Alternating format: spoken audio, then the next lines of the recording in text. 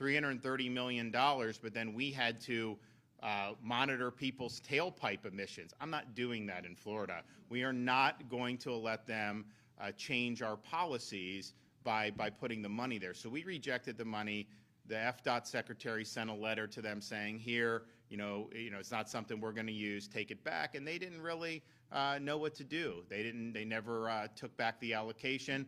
So, and then we had another thing with massive amounts of money for these refugee stuff, which goes to these NGOs, and there's so much corruption in that, let me tell you. So that was over $500 million. So we went and we said, listen, we wanted to reject this. Federal government under the previous administration wouldn't take it. And Elon's, oh no, we'll do it. And so they literally got on the phone with Treasury, worked and revoked the allocation and the authorization. And so that's almost $1 billion that would have been frittered away doing the Green New Deal and tailpipe emission monitoring, and now can be residing in the federal coffers. And it's rare that states do that because most of them it's like gimme, gimme, gimme. But the reality is we all have a role in trying to change the fiscal trajectory of this country. And you can sit there and say that, oh, just whatever, nothing about me. But the reality is what we're doing is unsustainable. It's been unsustainable for a long time. So that's one thing we've done. Hopefully other states will follow suit. And look, I'm not saying, if 25 states gave some money back and you ended up with 10, 15, 20 billion going back, as the federal debt goes, that is still a pretty small amount. But I think that this idea that unless you're eliminating the entire deficit or debt, that somehow it shouldn't matter, that's bad thinking. Every little bit counts, and that's how you have to be good stewards. And that's part of the reason why, I just got back, I was in Idaho and Montana working with their legislature. So the Florida legislature is one of 27 states that have certified resolutions for a balanced budget amendment to the U.S. Constitution. So we have to balance our budget in Florida, and we actually run big surpluses, and we're spending less money this year than we did last year. But the federal government obviously has not done that. So if you look at the budget that was passed by the House of Representatives, Republican majority, they forecast, this is what they voted for. We have $36 trillion in debt now. By the end of 2034, they're forecasting $56 trillion debt. And it's just like, that's these Republicans. I mean, so that's just not going to work. So you need 34 states to be able to write an amendment and then eventually send it to the states for ratification. We have 27. Idaho and Montana are kind of on the bubble. There's some support, but maybe not enough. And so we went and met with the legislatures, met with the governors of both states, and are, I think, having some success in just making the point that if all we're going to do is hope Congress changes its behavior, we are never, ever going to solve the problem. Like, they're not going to ultimately change their behavior. There may be a little blip here, a little blip there where there's some sanity that reigns, but ultimately the incentives in Washington and the culture of Washington is going to keep them going in the direction that they're going.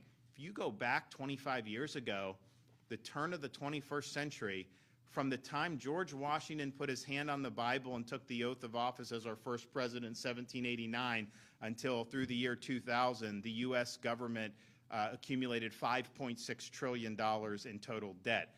Since that time, we're now at $36 trillion over the last 25 years. So a $30+ trillion increase in a quarter century, whereas we had over 200 years to get to 5.6 trillion, and even adjusted for inflation, it's still a significant difference. So you do need to impose a constitutional constraint on the ability of these politicians to bankrupt the country. And that's what we're looking to do. Florida was a leader in this and has been for some time.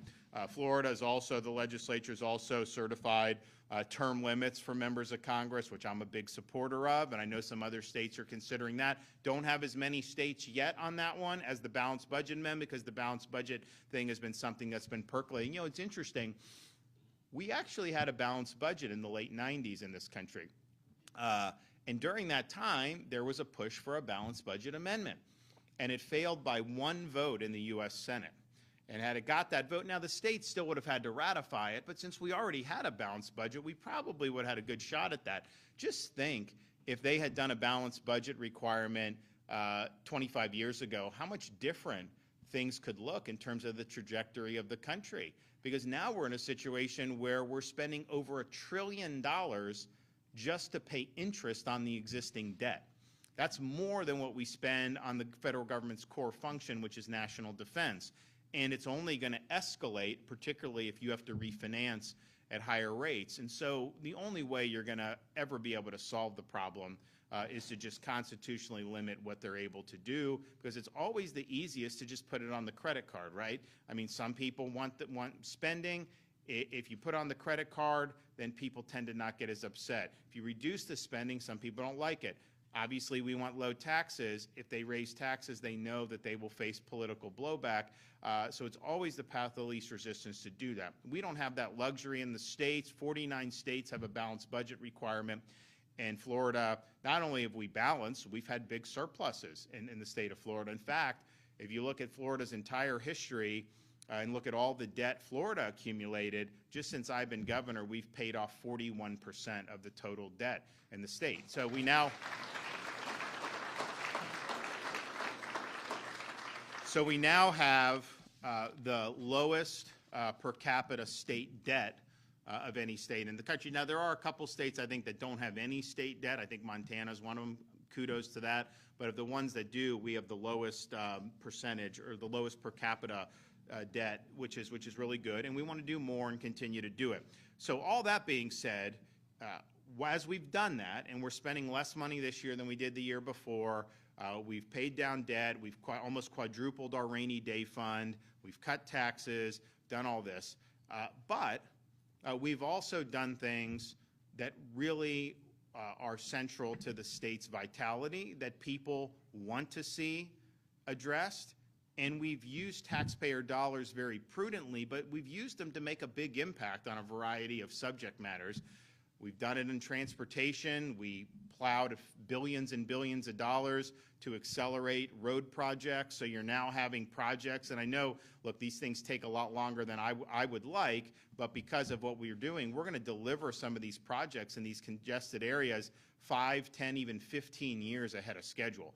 Just think of all the traffic that's going to save by doing that. And so we know that that's important. It's a growing state. I tell these people I'm not asking for people to move here because we've got a lot of people, but people are free to go where they want in the United States. And that includes travelers. I mean, we've got a lot of tourists. You know, we were out with our kids a couple weeks ago, and I got all these Canadians coming up to me. And I was like, I thought you guys were boycotting. No, there's a lot of folks down here doing all that. So all that being said, we understand we got to do that. We've also done a lot on education. We have universal school choice in Florida. 540,000 students are on scholarship now, most in the country by far. We also have over 400,000 students in charter schools. But then each year since I've been governor, we've increased compensation for teachers, including the most recent year. We did $1.25 billion that was earmarked only for teacher salaries. You know, because people say, oh, increase education. You send the money to the districts. That doesn't mean they're going to spend it on teachers. In fact, a lot of it goes to bureaucracy. So we created in the budget a special, I guess we call it a categorical, that it can only be used for teacher salaries. To do even more this year, but we've done more in the last 5 or 6 years on that than the state of Florida has ever done by far. So we think that that's important. We also have done a lot with our universities, although we haven't raised tuition or let them raise tuition. So in-state tuition is about $6,300 for a Florida resident, which is the lowest in the entire United States. And you also have, we have 4 of the top 50 ranked public universities now in the United States of America: USF, FSU, UF, and then Florida International University. But then UCF's done good and others have done good. So that's a great value. And who knows, you know, if you're at University of Florida, maybe you'll be at a national championship basketball team winning, you know, who knows, right? We'll see. I get some applause for that. We probably have some Florida State fans in the crowd. I can tell you, I am not sure my kids having been in Tallahassee for their formative years, I try to tell them, I said, listen, Dad's governor, he didn't go to any of those. We want all the Florida teams to do well. You can't be, rooting against, like, it's one thing if you're a Florida State fan and you want to root for them against Florida or Miami at that point. Okay, but guys, if Florida's playing Duke in basketball, you got to root for the Gators. I don't know if I've closed that sale with the kids yet, so we'll see. We'll keep you posted. So you've done, the education commitment has been fantastic. Tax relief has been fantastic. We've done billions and billions of dollars. We're now looking to eliminate the business rent tax. We've reduced it a lot. We're the only state in the country that actually taxes business rent. It makes it harder for small businesses to get off the ground. So that'll be a win for Florida if we're able to retire that. And then we're setting up to be able to do property tax relief, which is really needed in Florida. You assess these values. First of all, until someone pays you for your property, you don't really know how much it's worth. So if you pay $250,000 for a home 10 years ago, now they come and tell you, oh, it's actually worth $800,000, pay up in more taxes. Well, really? Who says that? Just because some other house may have sold, it doesn't mean that's what, and the market fluctuates. So I think people have gotten pinched on this. Now, property tax is local. It's not something that the state controls. We would need to put something on the ballot in 2026, but we're going to do that. We're going to put something on the ballot to give people relief. But we've also, even with that fiscal responsibility, even with the support for taxpayers, we have addressed better than any time in the state's history the protection of Florida's natural resources and the improvement of water quality in the state. And when I came in, we launched a big initiative, not just about Everglades restoration, but that was kind of the crown jewel because that's the biggest restoration program in the United States and maybe even in the entire world. Incidentally on that, we were meeting with some folks in the White House, and I've spoken to the president about this too. Our projects that we do for Everglades restoration, we do them much quicker than the Army Corps of Engineers does. You remember with SERP, it's like a 50-50 cost share. This was 25 years ago. The feds are going to do, we're doing our part. And we've done a lot over the last 6 years to really move it forward as quickly as I think humanly possible.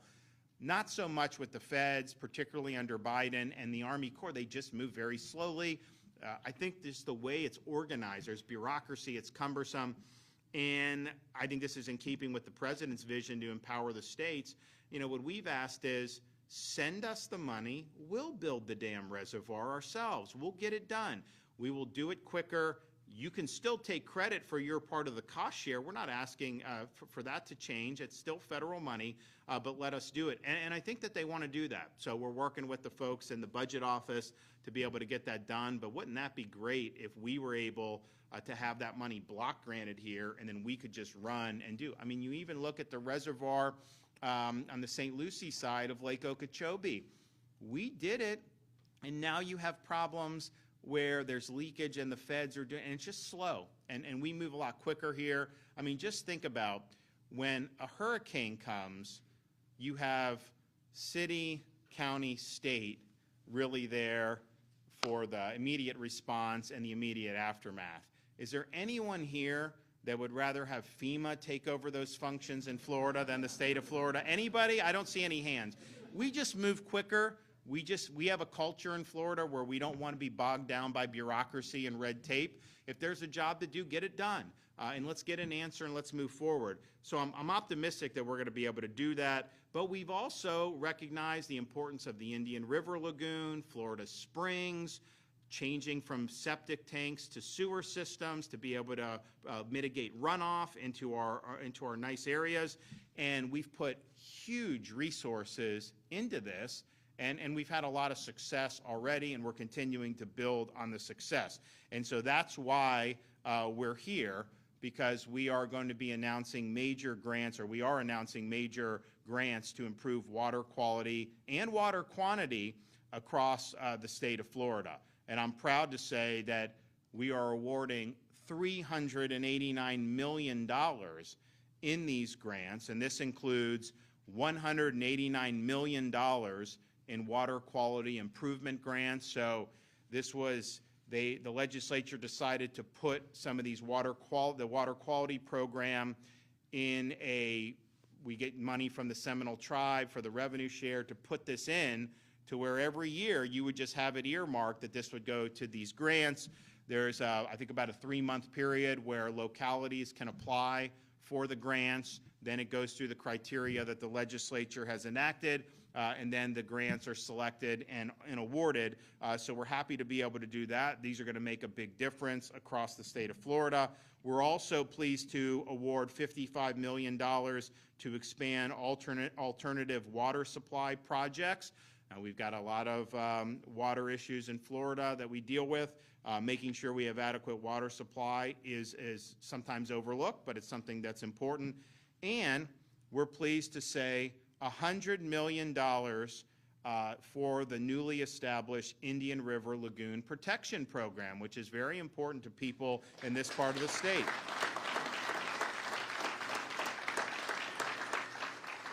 So this is the most biologically diverse estuary in all of North America, and it's a key economic driver both for the region and the state. With today's awards, we've now invested nearly $500 million in water quality improvements in this area alone since I became governor in 2019. The selected projects will provide the community with funds to upgrade wastewater facilities, convert septic systems to sewer, and reduce harmful runoff into the Indian River Lagoon, and we're really excited about that, and I want to thank everybody that's been involved with that. We're also doing $25 million to the Caloosahatchee Watershed Grant Program to reduce nutrients from depositing into the Caloosahatchee River and estuary. These investments support our communities and support our larger Everglades restoration projects, and we are going to have the reservoir on the western side of Lake Okeechobee completed. When is that scheduled? Pretty soon. Yeah, so for July. So you will have that completed reservoir. You have the reservoir that we have completed on the eastern part of Lake Okeechobee that the feds are still kind of, what do we know? What's the timeline on the feds finishing whatever remediation they have to do? This decade? He's being a little facetious, but I could ask them, we could take that over too, probably, right? Yeah, okay. Well, maybe we'll do that one too. But what you'll have, and then we have the reservoir south of Lake Okeechobee, which is the one we want to build. So we already did the stormwater treatment area from that ahead of schedule. We want to have the full reservoir, which the Army Corps is in charge of doing. And we're just saying, just give us the grant. We'll go ahead and plow forward and do that. But you'll be in a situation where if that lake gets too high, they can put money in they can send the water to these reservoirs, clean it, and then let it flow. And there's not going to be any problems with these algae blooms or anything like that. So, and on the Caloosahatchee, 2018, that was before I was governor, they had a lot of problems with the algae. We've had a lot of problems on the east coast of Florida in 2016 in particular. It has gotten a lot better, partially when President Trump was in the first time. I asked him, can you please ask the Army Corps to manage, because we don't do the lake. When water is discharged, that's the Army Corps. I was like, can you please have them manage it better so that they're not spewing this algae into the estuaries? And they did change the way they did it. And I know they worked a little bit differently when Biden was president, but we feel like we're in a much better spot on that. But both sides of Lake Okeechobee are really, really important. We're also pleased to announce $20 million to support the Biscayne Bay Water Quality Improvement Program. This will expedite water quality improvements and will reduce nutrients flowing into the bay. That's a very important treasure for people in the Miami region, and we've been very supportive of helping Biscayne Bay for the entire time that I've been governor. So the projects that I'm announcing today will reduce harmful nutrients in our water, and they're projected to remove more than 1.1 million additional pounds of nitrogen and 286,000 additional pounds of phosphorus each and every year. That's a big, big improvement. These efforts will help communities upgrade wastewater treatment, improve stormwater systems, and connect septic systems to sewer lines, all to keep our water cleaner and healthier. Now, we are now in the midst of a legislative session. I have proposed in the governor's recommended budgets $550 million to continue advancing water quality improvements and another $60 million to expand our alternative water supply efforts even further. We have shown a commitment to being good stewards of the state's natural resources, but we also recognize how this contributes to both our way of life and our economy. And it's really been the lifeblood of our economy when people want to come. And they come from all over the world to be able to enjoy fishing and boating and all the things that Florida has to offer. So we've made Florida a leader in water resource protection, and we will continue to deliver results. I said when I became governor, we have a responsibility to leave the state of Florida to God better than we found it, and I'm pleased that we are doing just that. Okay, Alexis, come on up.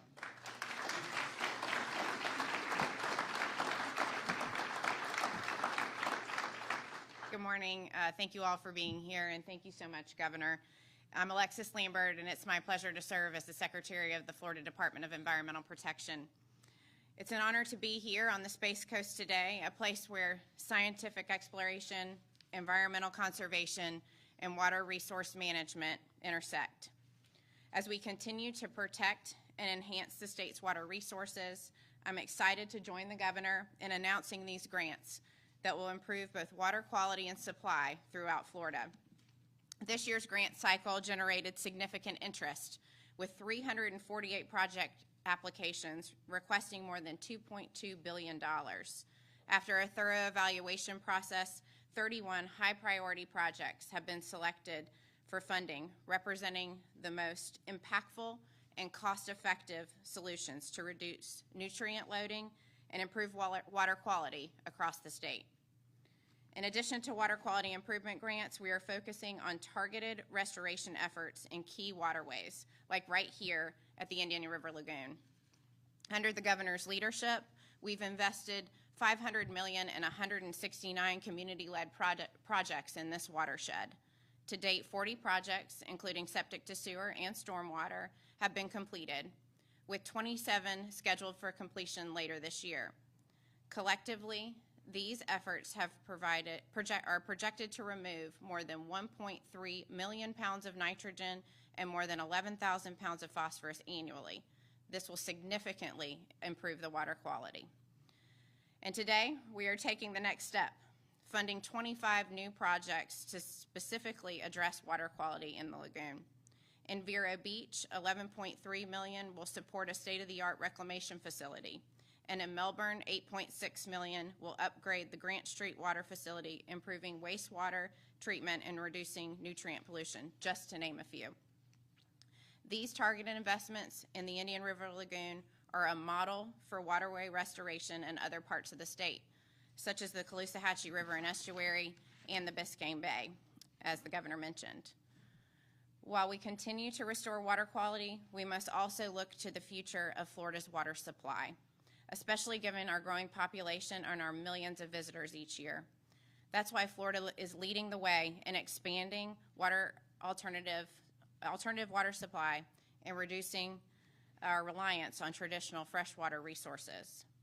Today, I'm proud to join the governor in announcing the allocation of $55 million for 14 alternative water supply projects across the state, which will produce more than 40 million gallons of clean water per day upon completion. Proactive investments like these are the hallmark of the DeSantis administration.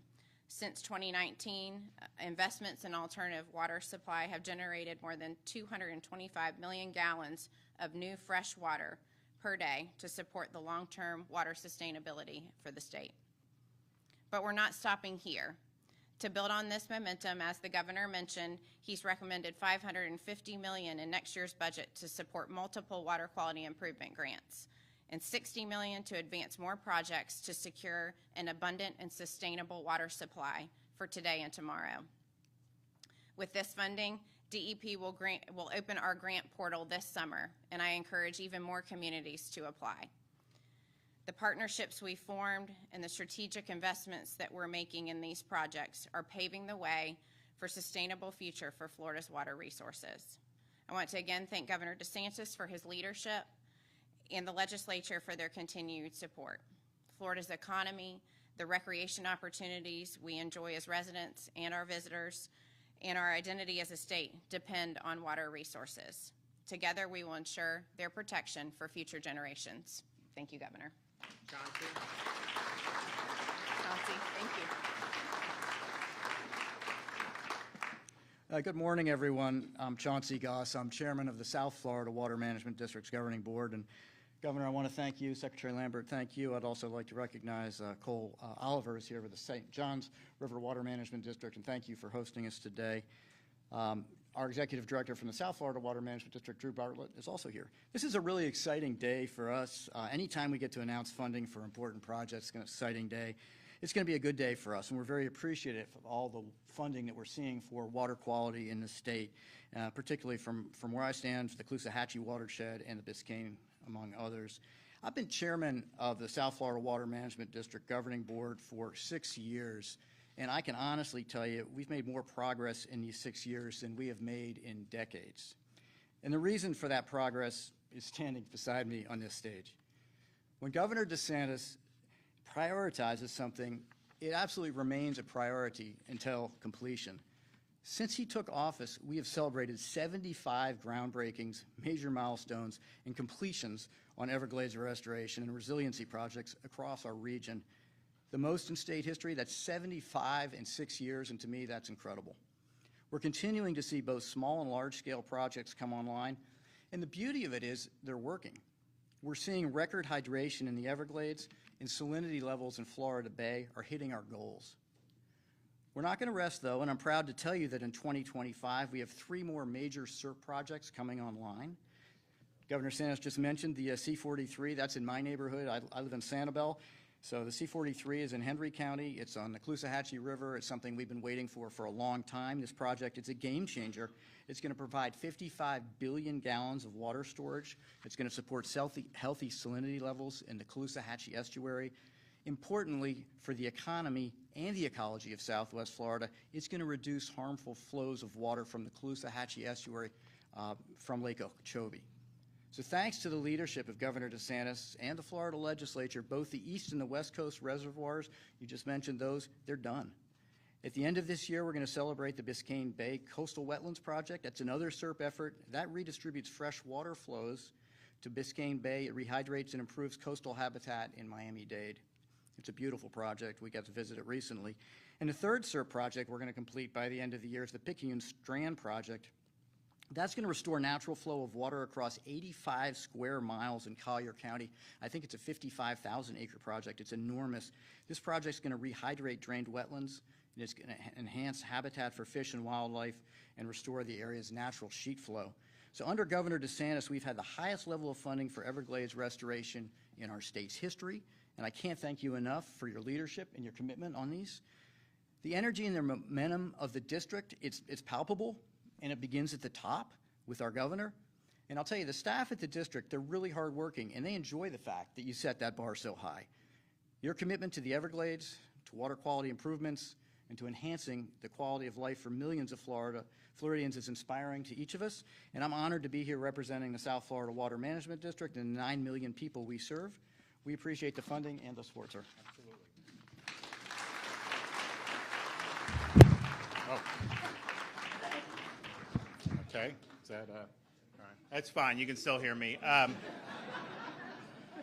we appreciate what Secretary Lambert has done, kind of got thrown into the fire after Sean retired, and has moved these projects forward. And then what Chauncey and Drew and people at the South Florida Water Management District, I mean, they've carried a lot of the load on all this stuff, and it's been a really great effort. We've moved quickly. We've continued to have these projects, groundbreakings, completions. We want to have the Fed just turn over the keys to the kingdom for us on those, and we'll run with it. I mean, we really want to get this stuff done. I think it's important. I mean, we've already seen some of the great results with Florida Bay salinity and all these other things. And yes, when the C-43 is there, that's going to be a great place to be able to store and clean water and move it in the rainy season if you need to, without having the same problems we've seen in the past with some of these discharges. So it's really good stuff. We got to keep the momentum going. I know we've had a lot of support from folks in the legislature. We appreciate that. We want to continue to bring all these projects to a conclusion so that finally, we're 25 years into SERP, well, finally we'll be able to say that this stuff's gotten done. Okay, do we have any questions out there? Yes.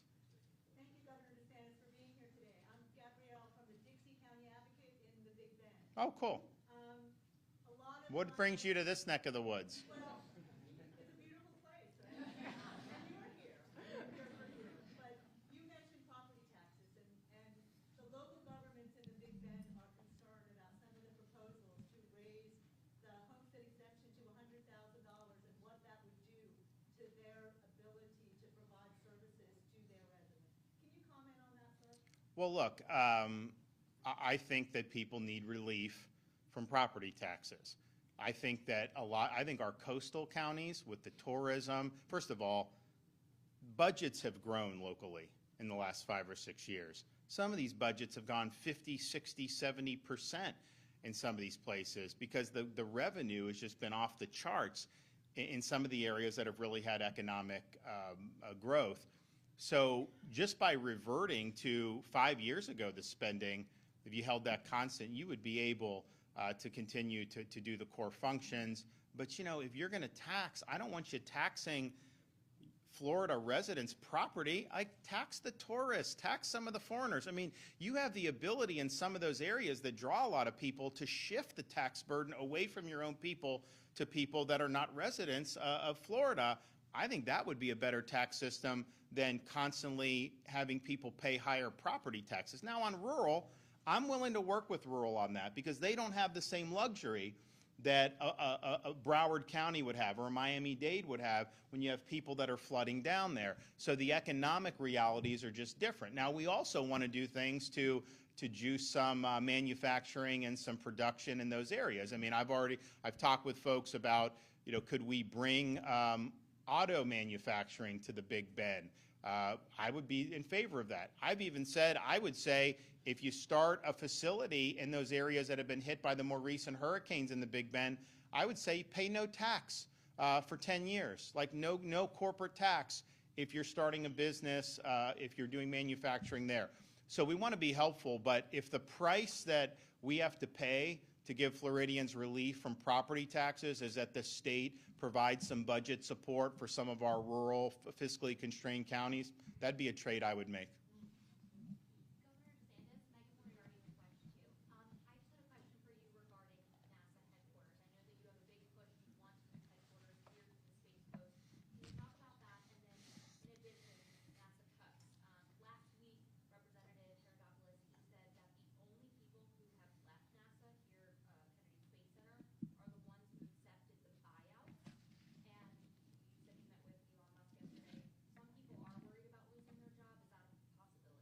Well, on the NASA headquarters, so, you know, this was one of the things I raised with Elon, and I think he's supportive of having the headquarters there, but he also recuses himself from issues regarding NASA just because he has SpaceX. So we've raised it with the president, we've raised it with the OMB. What it would end up doing, it fits right in with DOGE, because right now they are planning on spending over $500 million to build a new NASA headquarters in Washington, D.C. Their current headquarters has been vacant for 4 years. Like literally almost nobody shows up to this. So there's not necessary, and when they tell you it's going to be $500 million, you know it'll probably end up being $1 billion. They're already making expansions at Kennedy, and you could basically use that existing footprint to move the NASA headquarters there, and you'd save the taxpayers $500 million, maybe even $1 billion. And you'd also have people in the agency where the action is. They don't need to be in Washington, D.C. I want to get these agencies out of Washington, D.C. It's a swamp. It's a toxic culture because all this power is accumulated there, whether it's the House, the Senate, the bureaucrats, all this stuff, and that's not what the Founding Fathers intended. So NASA should be, and look, it should be in the Space Coast, but you could argue it could be other places. It should not be in Washington, D.C. Spending that money is a waste to build a new headquarters there. I'm pretty sure DOGE is going to nix the headquarters, and then it's just a question of where the administration wants to move NASA headquarters. But I think this is as good a place as any by far. If you look at all the stuff that's happening here, this is where most of the launches occur. This is where the history is, and it's really good. Now, in terms of the workforce, I would defer to the Congress folks and the administration on that. I'm not privy to how they're handling those matters, just as governor. But I will just say, we've done a lot. If you look, they just opened the bridge. I mean, look at the stuff that we've done to be able to support infrastructure and to be able to support workforce just in this region alone. I mean, we've done more certainly than any administration in Florida history, because we understand that this is, I mean, just think back to 15 years ago, 14, 15 years ago, Space Coast was dead when Obama retired the shuttle. There were people losing their jobs, no vitality, and then now look at where we're at. A lot of that is private money has come in. I think government under Trump has handled it better. So there's a lot of opportunities here, and we've been on the forefront of that. So we want to be able to have our young people have a pathway into these industries and working for these companies. And maybe it's NASA, but quite frankly, you'll make more money working for SpaceX. You'll make more money working for some of these others. You can come right out of high school in some of these companies and go to some of these companies. We also have Embry-Riddle. We have UCF. We've got State College.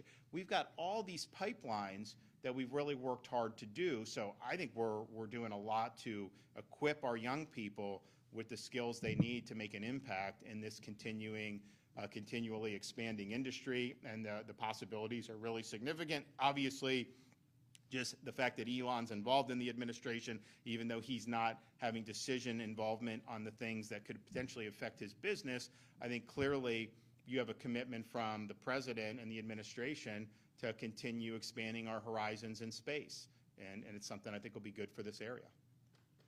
Yes?